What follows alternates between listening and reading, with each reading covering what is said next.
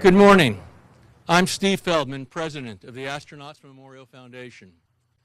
I want to welcome you here today to a ceremony remembering the 25th anniversary of the Challenger accident. Challenger STS-51L launched on January 28, 1986, carrying 7 astronauts, including the first teacher scheduled to go into space.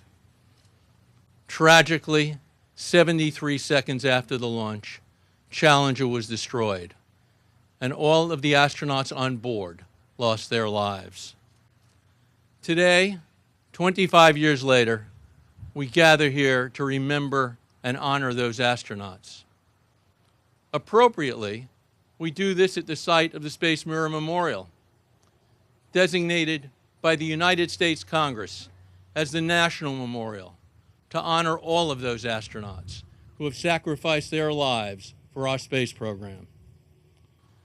Please rise for the singing of the national anthem by Susie Cunningham, a NASA employee.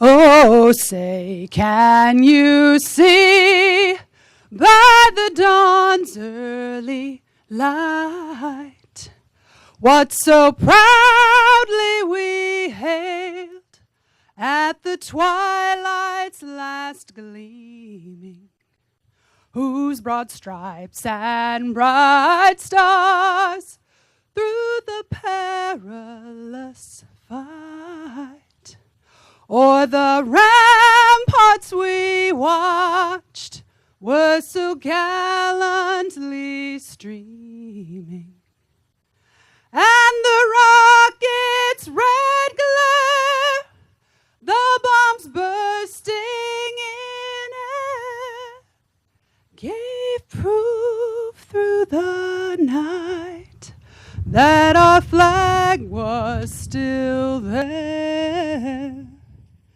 Oh, say does that star-spangled banner yet wave o'er the land of the free and the home of the brave?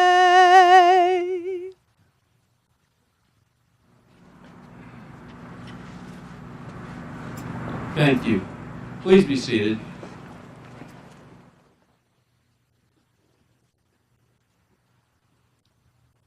We will begin today's program with an invocation presented by a member of the AMF board and a prominent author, Dr. McCulley. Dr. McCulley.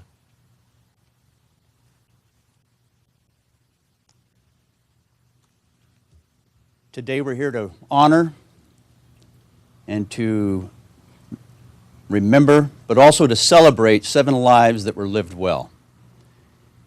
These individuals had families and have families, and we also remember the families and the great sacrifice of releasing their loved ones to such an intense profession to better mankind, and the even greater sacrifice of losing those that they dearly loved.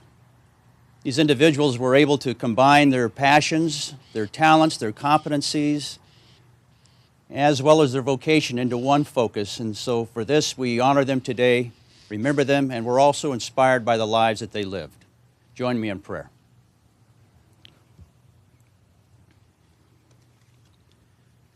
Our Father, you have created us to excel, to be all that we can be for the purpose of serving other people. We're created in your image, and so we find that we also love to create. And we subdue and we manage our environment, and we love to explore. To understand the wonders of your creation, we're called to do this, and for a rare few it even becomes dangerous, even to the point of risking their lives. And it's to those rare few that we come to honor today. The risks are well thought through. They're not reckless, but they are dangerous. We accept it. We accept that along with the promise of a better life. And so we honor them today, not only because they serve us, but also because they inspire us. Like the great explorers of old, Magellan, Columbus, and all the rest, They explored new worlds, and it was a world without completed maps or foolproof manuals because they were creating them. And so, Father, we are reminded today that there is a time for everything, a season for every activity under heaven. A time to be born and a time to die. A time to plant and a time to pluck up that which is planted. So in the spirit of these heroic leaders, the greatest way we can honor them is to not simply live for ourselves, but to live and plant well as we serve those around us. Father, knowing that all of life is on loan from you, we thank you for loaning us these incredible lives, and we thank you that they are now safely back in your presence. Amen.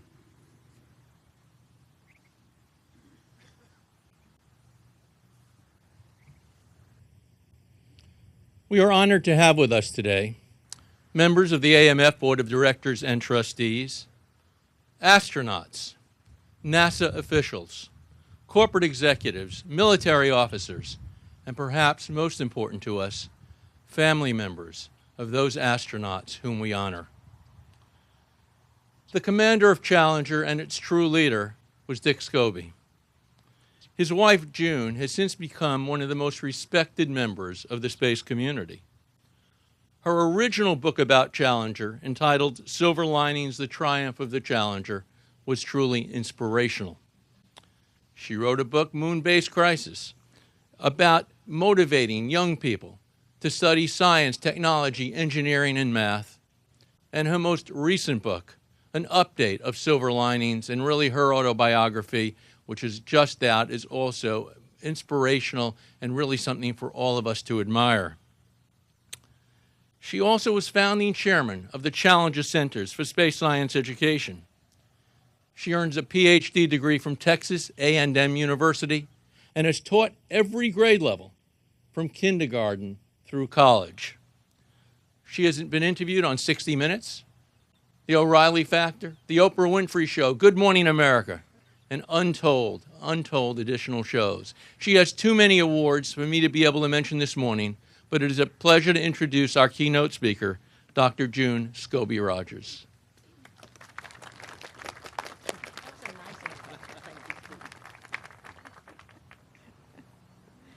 Thank you very much, Dr. Feldman, for those nice words. Makes me feel like I'm somebody.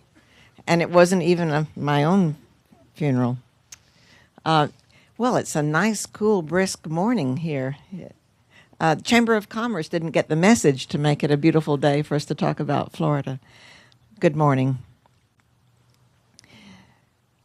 To so many of you that have joined today, thank you for coming out on this cool, brisk day to help us honor the Challenger crew, and in fact, all those names that are behind me on this beautiful mirror memorial.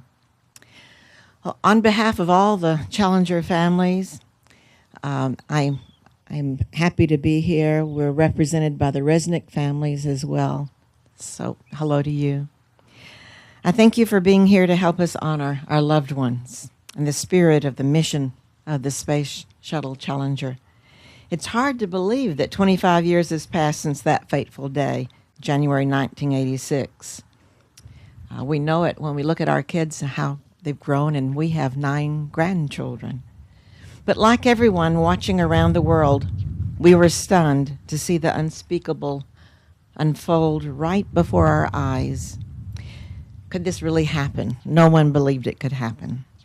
What should have been a day heralded for education turned to tragedy in a split second. Our loved ones were gone. Our nation grieved, and our future looked uncertain. Later, years later, after we lost the beloved Columbia crew, my daughter wrote a letter to those children. She said everyone around the world saw how our Challenger crew, my dad died. They all wanted to say goodbye to American heroes. Me, I just wanted to say goodbye to my daddy. She helped those children to realize that their lives had become very public, but that keep the memories alive of their parents. Ask people that knew them to tell you stories about their dads. I remember being at the memorial service at Johnson Space Center shortly after this accident, watching this missing man formation fly over. One plane, I think you all are aware, one plane pulls up and climbs to the heavens to symbolize the loss, but the other planes continue on to carry on the mission. That's when it dawned on me. Challenger's mission, a mission to teach, was incomplete. Lessons were left untaught. Scientific and engineering problems were left unsolved. But the saddest reality was the impact on the children. The chance to really touch a child and inspire a new generation of explorers. The families of the Challenger 7 realized something very profound. If we didn't somehow continue Challenger's mission of education, then our loved ones would have died in vain. And certainly that entire crew embraced Krista McAuliffe and was known as the teacher in space mission. We couldn't let that happen, that they'd be forgotten. So we began to turn this unimaginable tragedy into a monumental triumph. The entire world knew how the Challenger crew died. We wanted the world to know how they lived and for what they were risking their lives. We, Jane Smith, Lorna Onizuka, Cheryl McNair, Marcia Jarvis, Steve McAuliffe, and Chuck Resnick, all 7 families banded together to create a cause greater than ourselves that would not only take us into the future, but help us to heal our hearts and the hearts of those in our nation. One night, only weeks after the accident, while sitting around in my living room in my home in Houston, we conceived the idea of the Challenger Center, a living tribute to our loved ones, a place that would provide America's students with access to outstanding space science educational opportunities. We envisioned activities where children, teachers, and citizens alike could touch the future, manipulating equipment, conducting scientific experiments, solving problems, working together, immersing themselves in a space-like surroundings, and growing accustomed to the space technology. Our hope was to spark in our young people an interest and a joy in science, a spark that could change their lives. Our vision became reality. When you visit a Challenger Center, you'll see children climb aboard a child-sized space simulator with their teacher and fly a simulated space mission into the future. There they are challenged to apply skills in math and science while working together as a team to complete a successful mission. They learn critical skills needed for the 21st century: teamwork, dealing with adversity, solving problems, and the fundamentals of human interaction. We launched our first Challenger Center in Houston. Today we've grown to a network of 48 Challenger Centers throughout America, as well as in Canada, South Korea, and England. And later today I'll join those folks at the Challenger Learning Center in Houston to celebrate that memory, and which I do every year. I go to a Challenger Center to see children doing what our beloved Challenger space crew loves so much. Well, each year more than 400,000 school students visit one of our centers and experience the thrill and excitement of space exploration.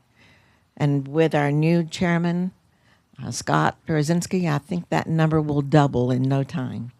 And in the past 25 years, we have reached more than 4 million children. We have strong partnerships with NASA and other federal agencies. Numerous universities and aerospace contractors help us keep our curriculum current through our ongoing evaluation and consultation. And leadership on our board of directors has laid a solid foundation for growth in numerous directions. So you see, Challenger wasn't the final chapter in the book of space exploration, just a transition chapter in this great book. Nor is Space Shuttle the final chapter. As I wrote, and like any good school teacher, I brought my prop along. As I wrote in the Silver Linings book, we are not a nation of naysayers. We are a nation of believers. We are innovators and problem solvers. And yes, risk takers, with a pioneering spirit that began with our forefathers who sailed from Europe to establish and colonize our nation, and then boldly expanded west, exploring, discovering, and building our country. Technology gave us automobiles and locomotives. Then we slipped the early bonds of Earth into airplanes and built the rockets to launch us on the highway to space. We, as a nation, are indebted to the space pioneers who blazed a trail of exploration and discovery. Here at Kennedy Space Center, you've witnessed decades of launch successes, from early Mercury 7 astronauts with Alan Shepard, the Gemini excitement of John Glenn, and the historic days of Apollo and moon landings when we were all glued to the flickering black and white televisions to watch the first steps of Armstrong and Aldrin up on the moon. Then came the shuttle, a space transportation system, a plane with sparkling white wings, designed by creative engineers to launch like a rocket toward the heavens, orbit the Earth, build the International Space Station, launch satellites, collect astonishing images from Hubble, and you've seen those most recently, make discoveries and grow our knowledge, and then glide safely back home to Earth. After Dick Scobee and his fellow astronauts were selected in the first class of 35 shuttle astronauts, I no longer watched the launch of space vehicles from afar. I watched them standing right here with him at Kennedy. We watched the engines ignite and felt that thunderous roar as the first shuttle Columbia lifted off carrying brave astronauts, John Young and my dear friend Bob Crippen, who's here with us today. It was sheer exhilaration that our family of astronauts shared their experiences with us. One was a particularly personal joy after my husband piloted the successful 41C Solar Max mission. Now, it is sad to see the shuttle story approaching the close of its chapter in this mighty history book of space exploration, but the book will continue with new exciting chapters about space programs and more advanced space vehicles to carry us into the next chapters of exciting adventures, discoveries, and achievement, and will benefit and advance the people of our planet. And a new legacy of Challenger Center students will be there, and they'll be ready to accept the challenge of space exploration anew. Why? Because we have whole planets to explore, and we have new worlds to build. In the Silver Linings book, I draw together this rich history of the space program from the early days of von Braun rockets, my teenage Sputnik days, and the discoveries made by NASA astronauts and scientists, to the explorers of today, including this interesting emerging role of private space travel. Returning to our day of remembrance, perhaps President Reagan said it best 25 years ago when, in place of his scheduled State of the Union address, he spoke to a grieving nation. He took care to speak to the children who were watching the live coverage of Shuttle's launch. He said, "I know it's hard to understand, but sometimes painful things like this happen. It's all a part of the process of exploration and discovery. It's all part of taking a chance and expanding man's horizons. The future doesn't belong to the faint-hearted. It belongs to the brave. The Challenger crew was pulling us into the future, and we'll continue to follow them." The president concluded his remarks, "We will never forget them, or the last time we saw them, this morning as they prepared for their journey and waved goodbye and slipped the surly bonds of earth to touch the face of God." That was then. And their names are beautifully emblazoned on the mirror. But this is now. It's time for the next 25 years to unfold. Let us boldly look to the future with a vision built upon our rich heritage of space pioneers. What's on the next horizon for our nation and planet? Well, in 48 cities today, school children will fly a space simulation mission, a Challenger mission, that inspires and motivates them in the sciences and technology, engineering, and math. These children and others are our future engineers and scientists who will build new vehicles to fly in space. Physicians and teachers who will make scientific breakthroughs to improve our lives. And they represent future space explorers who will create the highway to our planets and beyond, who will travel to the unknown to make the discoveries that expand our knowledge and build a better world and keep it safe. Recently, I wrote with famous authors Kevin Anderson and Rebecca Mosta, this is my other prop, a series of young adult science fiction books about the star challengers.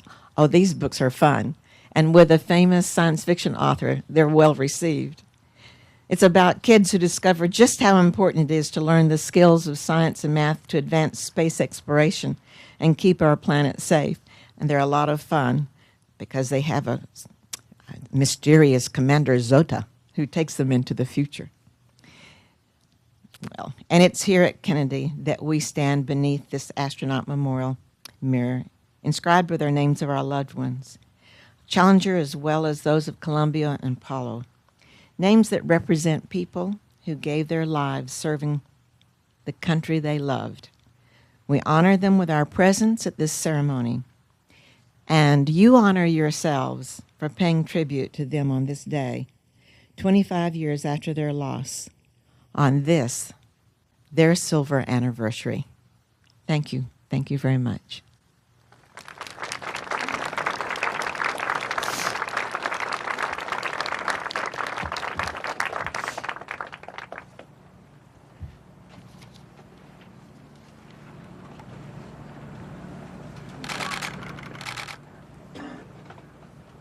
Thank you. Mike McCulley is chairman of the board of directors of the Astronauts Memorial Foundation. He is also a former astronaut and shuttle pilot. He is also a retired Navy captain and test pilot. He went on to become an executive at United Space Alliance and ultimately became president and CEO of that corporation. It's my pleasure to introduce Mike McCulley.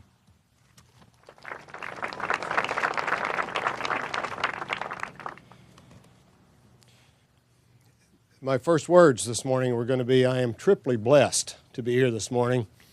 But I'm going to add something in. It's quadruply, actually. As Bob Cabana and I sat here a moment ago and looked out over the audience, there's 25 years of center directors in this audience, 7 of them. I would suggest that you guys get together afterwards and get a group photo because you'll never do this one again, I don't think. So the triply blessed, though. First, as a relatively new astronaut in the mid-'80s, I was blessed to know and support and work with the Challenger crew. And it was a privilege that I will never forget. Then in the return to flight days, I began to understand more about the system and the program and the sacrifices and what we had to do. And in those days, I spent a lot of time in Washington. And my favorite thing to do in the mornings was to go jog around the Memorial Mall. And I would get to the Lincoln Memorial.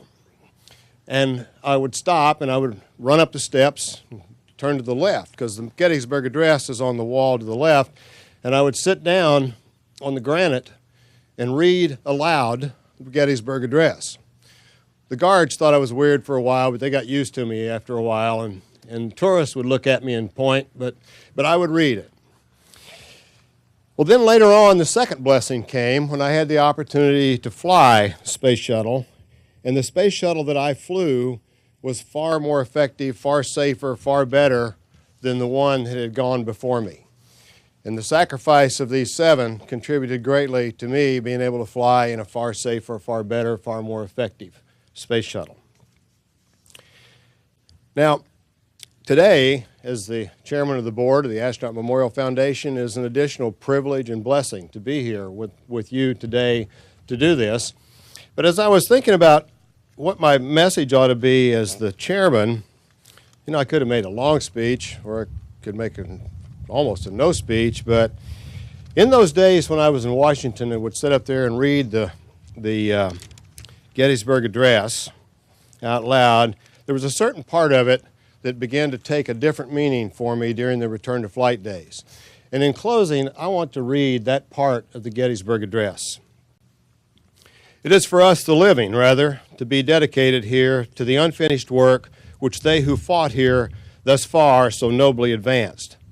It is rather for us to be here dedicated to the great task remaining before us, that from these honored dead we take increased devotion to that cause for which they gave the last full measure of devotion, that we here highly resolve that these dead shall not have died in vain.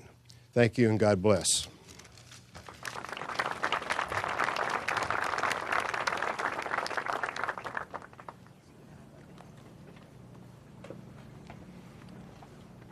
Bob Cabana is director of the Kennedy Space Center and provides leadership to all of the personnel at the center. He is also a former astronaut who has flown into space 4 times, twice as a shuttle pilot and twice as a shuttle commander. He is a retired Marine Corps colonel and a former test pilot. It's my honor to introduce Bob Cabana.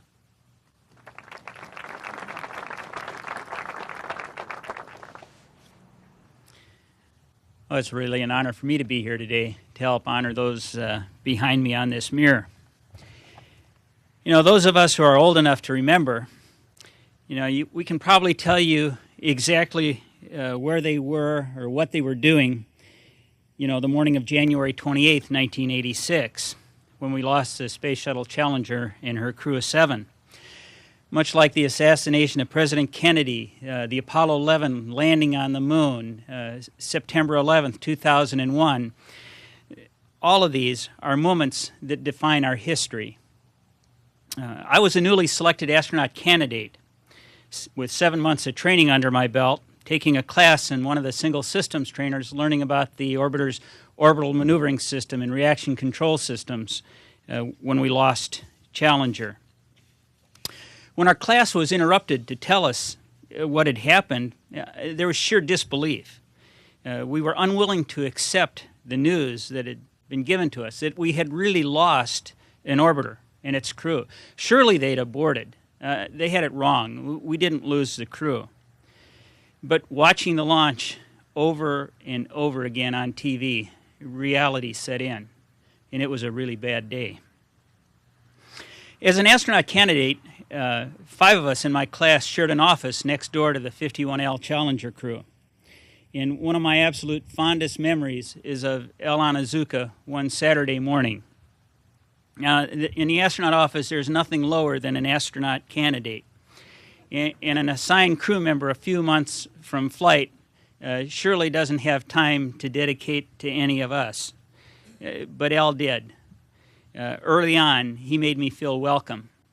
He took time from his busy schedule to talk with me and help me get settled in the office and in the community. This one Saturday morning coming up, I met him at the top of the stairs and he said, "Hey, Bob, how you doing?" And he says, "You know, hey, if you ever need to work on your car, bring it over to my garage. I know you're not settled yet. I got all the tools that you need, and I'll help you." I mean, that's a memory that I will treasure forever. Once we accepted the loss, the long process of understanding what happened and bringing us back to flight began. As we recovered the vehicle from the sea, the stories started coming together. Seeing the pieces of the crew compartment laid out on the SMINT here at the Kennedy Space Center out in the open, recording the switch positions of the consoles in the crew compartment was a very sobering task. It's no way to bring a space shuttle home, and unfortunately it wasn't the last time we would have to do it. We learned many lessons from the loss of Challenger, and the vehicle that returned to flight 2.5 years later may have looked the same, but had hundreds of changes to make it safer and more reliable. The Challenger crew will be forever young in our minds. Their legacy is the Challenger Centers and an inspiration that motivates our children to learn and aspire to careers in math, science, and engineering. They've shown us that exploration is not without risk, but that we can learn from our mistakes and be better for them in the end. They continue to urge us forward, to explore and to never quit, just because it's hard. We are better for having known them. They are a part of us forever, and we will not let them down. We will continue to strive to be better, to explore, to expand our knowledge of our universe, and to reach beyond. Thank you.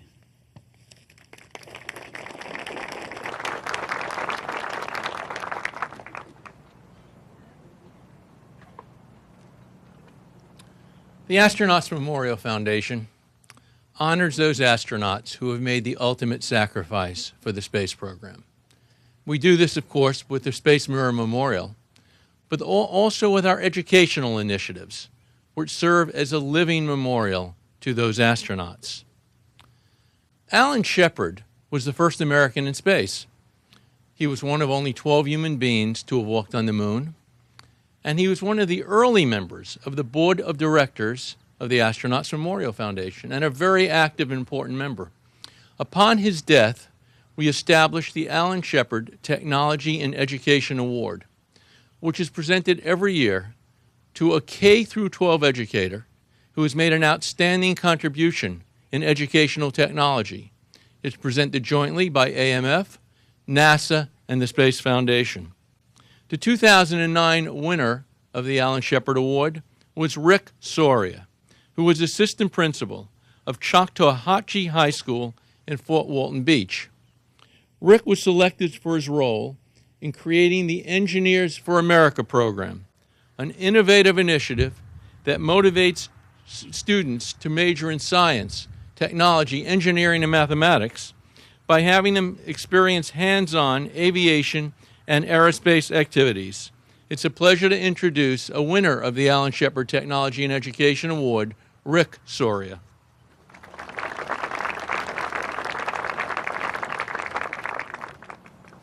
Good morning, ladies and gentlemen.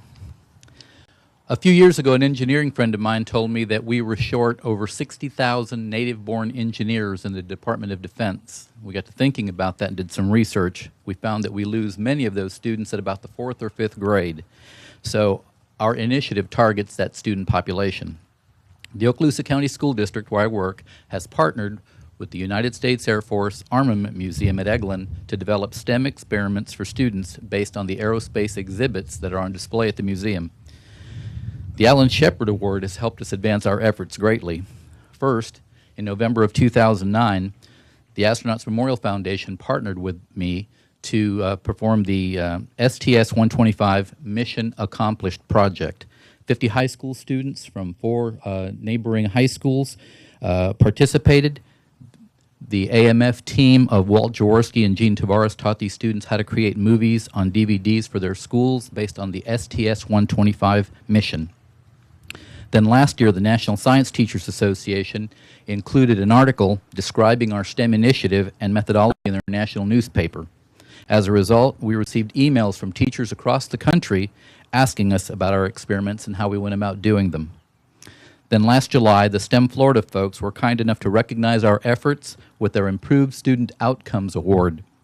This was followed by an article in a recent Florida Monthly magazine identifying me as one of 21 intriguing Floridians for developing EFA. News must be slow.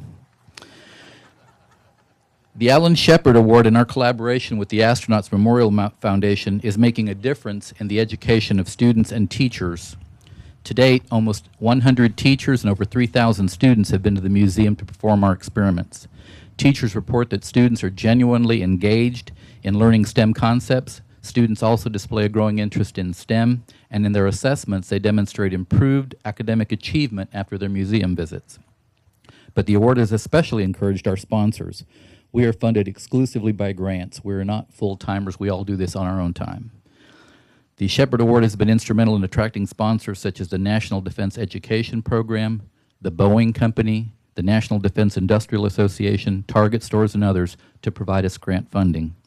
In fact, one of our contacts with the National Defense Education Program is working to get our lessons online so teachers everywhere can have access to them. So clearly, the Alan Shepard Award has provided us a great deal of attention and resource support, and we are truly grateful.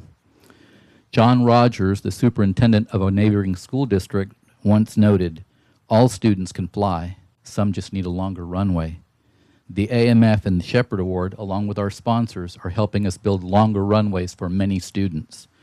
On this day, when we remember the Challenger crew and those who have made the ultimate sacrifice in our nation's exploration of space, it is fitting to pause and challenge each other to become more involved in the STEM education of our students. In the 80s, NASA scientists, astronauts, and engineers collaborated with educators by inviting a teacher into space. Today, the Astronauts Memorial Foundation collaborates with educators by supporting STEM initiatives like our Engineers for America. And together, we remain committed to the STEM education of our students. By this continuing collaboration, we believe that the Challenger mission, vision, and memory live on in each of our students. The Alan Shepard Award has been and will continue to be instrumental in helping us achieve our Engineers for America STEM goals. But we need your help too. Each of us need to do our part to ensure America's continued technological and defense supremacy. Every teacher knows that there are few endeavors more rewarding than the education of the next generation of American explorers. So I'm asking each of you to partner with us and to get involved in the STEM education in your community schools. We need to start today because the future beckons. Thank you.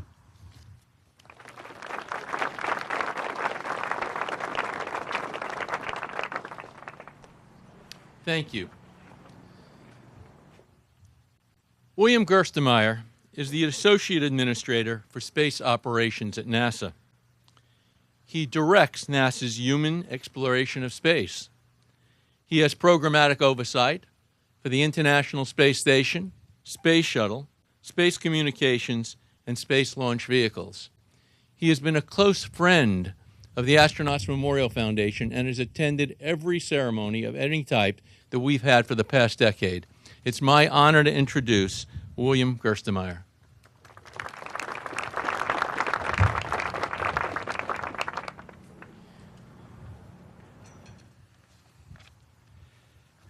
Thank you very much. I'm honored to be here to speak with you today, again this year. This is the most difficult speech that I give. This speech becomes much more than words as I reflect on the failings of the human spaceflight team.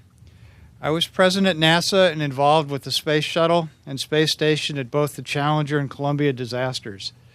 Today, I remain an active part of the human spaceflight team, and the lessons learned from those tragedies are not academic or simple lessons, but are lessons that must be implemented and learned every day. It's not easy to look back and reflect. The crews lost were my friends, co-workers, and I saw an engineering team that I love fail. After Challenger, I dedicated myself to never allowing another tragedy to occur. However, Columbia occurred. I failed, and the team failed. The seeds of Columbia failure were present with STS-1, and we missed them. We learned that little things that seem harmless can become catastrophic events. We need to be ever vigilant and remember that we are human. And as humans, we will make errors, and we need to ask for help and check and double-check our work.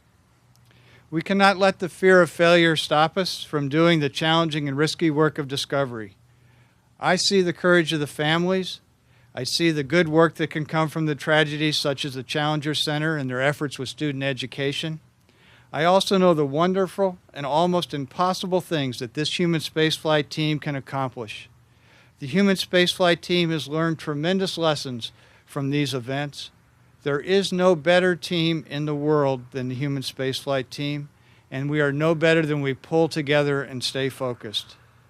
The ability to come back stronger from adversity gives me the strength to work with the teams and press on with new discoveries and see things such as the International Space Station come to life.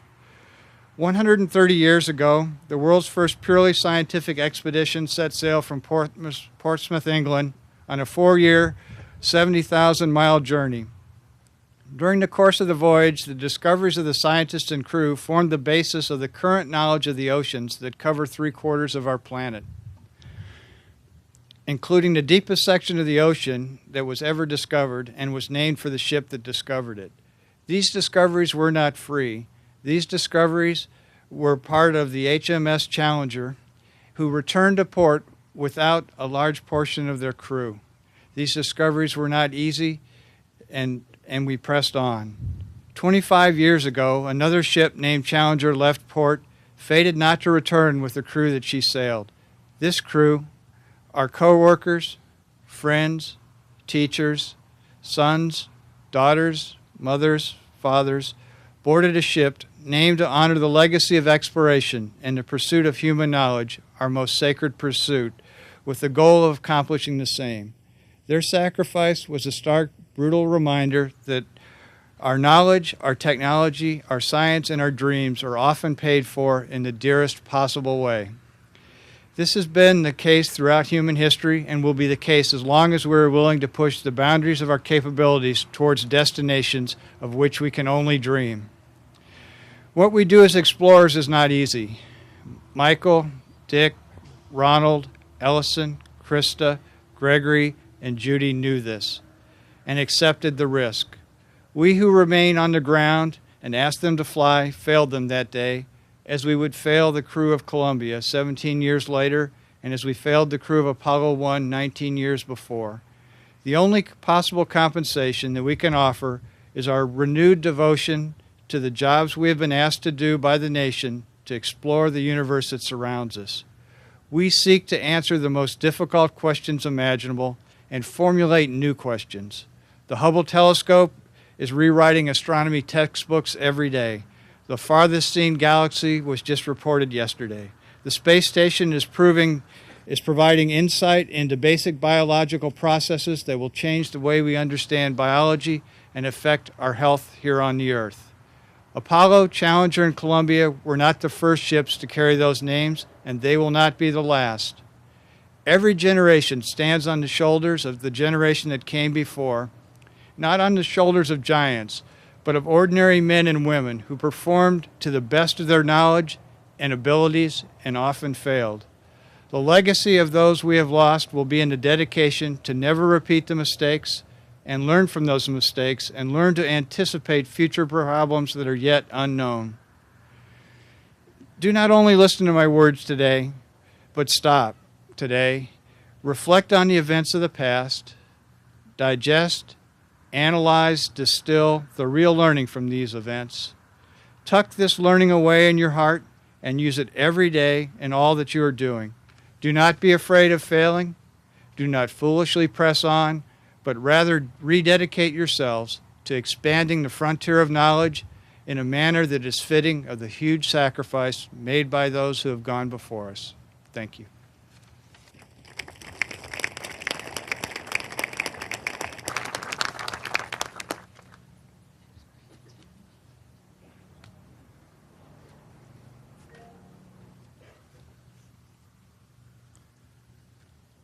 We appreciate the fact that all of you have taken the time to be with us today, to honor and remember the great men and women whom we lost on Challenger. As we look up at this wall behind me,